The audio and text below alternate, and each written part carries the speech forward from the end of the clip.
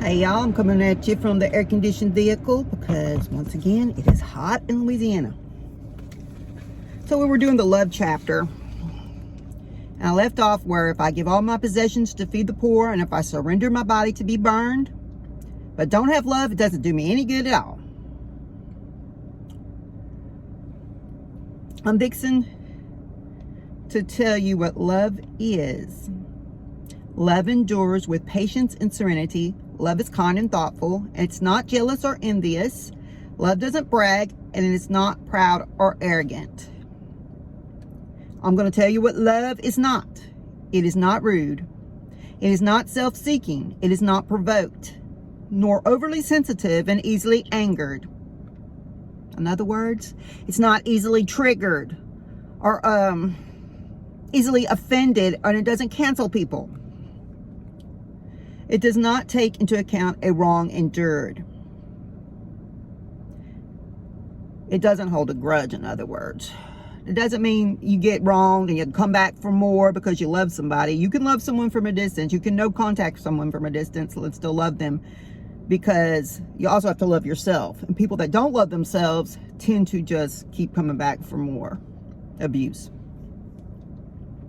Love does not rejoice at an injustice, but rejoices with the truth when right and truth prevail. Those are very important. What I just read to you, we see some of the good in social media that we have today that was not around when Paul wrote this, and some of the bad. And I'm on social media talking to you about this. However, like I said, can use be good or bad. Kind, thoughtful, serene, not jealous or envious, not bragging, not proud or arrogant, not rude, not self-seeking, not triggered. We see so many negative social media posts about people, be it politics, religion, other people in general. It's the opposite of love.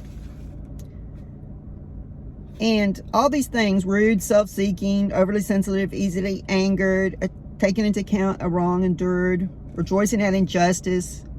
But, okay, the opposite, and not rejoicing at the truth. We see that in a thing that we hear about a lot today. I'm gonna go ahead and get started because I got things to do. But we see this a lot today. And something that is all over YouTube, all over Facebook, and wherever else. Something called narcissism. Narcissistic personality disorder is a big topic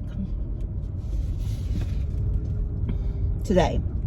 It was a topic in the Bible because when we went over Daniel, some of the stories in Daniel, Nebuchadnezzar was definitely a narcissist that God humbled. And he finally accepted the fact that God was bigger than him. But it took some serious humbling because he had to do what? He had to be like a freaking old, and please don't shun me for saying freaking. It's a word. I'm not trying to substitute a vulgar word for it. You ever see freak out? Okay. Freaking a freaking cow.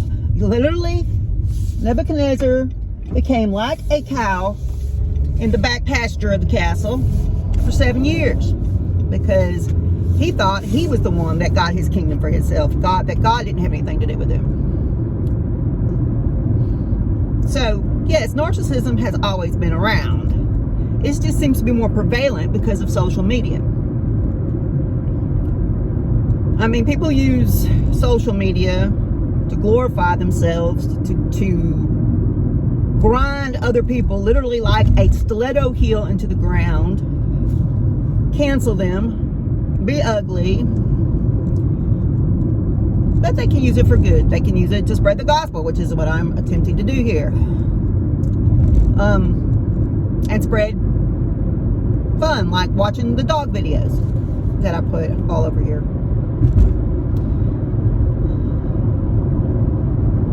But it's so easy for someone to push a few buttons and say whatever they want without consequences.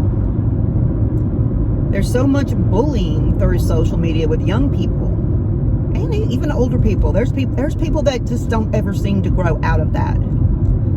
They hate a person in particular. They don't like a particular topic, a particular religion, a particular colored person, a particular organization, a family member, anything. And they will down them just and glorify themselves the whole time. And what is sad is people feed into this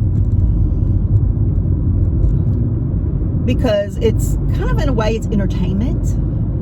And I think that's what some of these digital content creators are doing, because some of them make money off of it. They do it as entertainment, even though it's not really good entertainment, but people watch it because it's like watching a Mexican novella, though the quality of a Mexican novella is usually way better. But they get the more views, the more money, even if it's an insignificant amount, and it somehow feeds their ego. Obviously, that's not why I'm on social media. If I was caring about making money and getting views and whatever, I probably could say a lot of ugly things too, but I'm not, because I don't know, it's just my integrity is a little different. But we see a lot of it in today's society because it is so easy to not suffer the repercussions, consequences.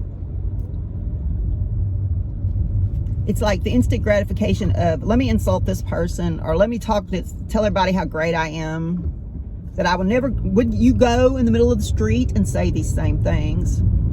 Some people would. Some people definitely would, because that's just how some people are. They're loud and doesn't bother them to stand out and say whatever. But there's other people they wouldn't get out in front of a crowd of people of, okay, let's say someone have 5,000 Facebook friends. I think that's the limit. And got out in front of 5,000 people and said all these ugly things about someone, or they got out there and told them how great they were, and the same things that they post. A lot of them wouldn't do it. They wouldn't have the guts to do it. Same with YouTube. Though some of the people on YouTube are used to they've already developed to talking in crowds. Some of them are lectures. There's different things on YouTube, like TED Talks and whatnot. But just the average individual, like driving down the road in the car talking like I am. I'm not someone that I can get up in front of somebody and say something if necessary, but I mean, what I'm doing right now, I could actually do that. I would have no problem doing that. I just usually get distracted by everything else around me, people, whatever, and forget what the heck I'm talking about.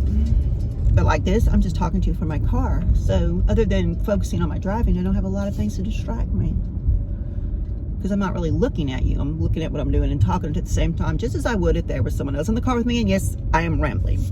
So I am at my destination, and we'll talk about the rest of the love chapter in our next segment. Bye, y'all.